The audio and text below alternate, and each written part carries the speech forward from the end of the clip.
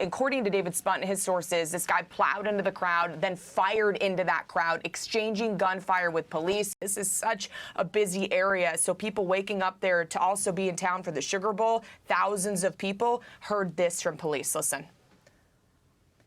What I also can tell you is that this man, this perpetrator, he fired on our officers from his vehicle when he crashed his vehicle. 2 of our officers have been shot. They are stable.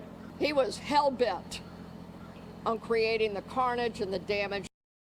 Yeah, I mean, these officers were arriving because of what was happening. We know they had all hands on deck, just like they did last night when I was out in New York City for the ball drop. And they have these take months to prep for when you're in a big city like this, especially on Bourbon Street. They're used to big events, but they had all of their officers out there. So to know that now we know officers were wounded, we're going to have to wait and see exactly what their injuries are. Griff, you mentioned this, but let's just talk about it real quick. President Biden, we know, was briefed on the horrific news of this driver killing people in New Orleans overnight. So the FBI, as we said, is on the ground. The White House knows about it. Local law enforcement, state, federal, you name it. Everybody's involved at this point. At the front of this story right now is the conflicting messages over the mayor saying this was a terror incident and the special agent in charge of the FBI that now has the lead saying it's not. What is your reaction? And if it were of a terrorist nature, what would be your concerns and thoughts at this moment?